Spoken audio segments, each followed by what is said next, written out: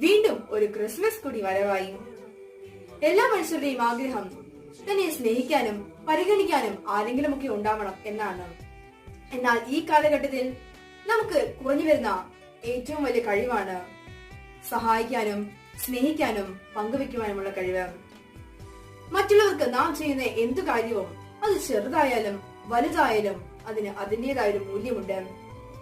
വിശുദ്ധ മത്തായിയുടെ സുവിശേഷം 6-ാം അധ്യായം 19-ാം വാക്യത്തിൽ ഇങ്ങനെ പറയുന്നു: ഭൂമിയിൽ നിക്ഷേപം കരുതി വെക്കരുത്, തുരുമ്പോ കീടങ്ങളും അവ നശിപ്പിക്കും, കള്ളന്മാർ തുരന്ന് മോഷ്ടിക്കും. പ്രിയപ്പെട്ടവരെ, ധനവാന്റെയും ലാസറിന്റെയും കാര്യം നമുക്കറിയാമല്ലോ. തന്റെ പടിവാതിൽക്കൽ കിടന്ന ലാസറിനെ കാണാതെ പോയതാണ് ധനവാൻ ചെയ്ത ഏറ്റവും വലിയ പാപം. ഉള്ളത് ധനമോ അറിവോ എന്തുമായിക്കൊള്ളട്ടെ, അത് മറ്റുള്ളവർക്ക് പങ്കുവെക്കുമ്പോൾ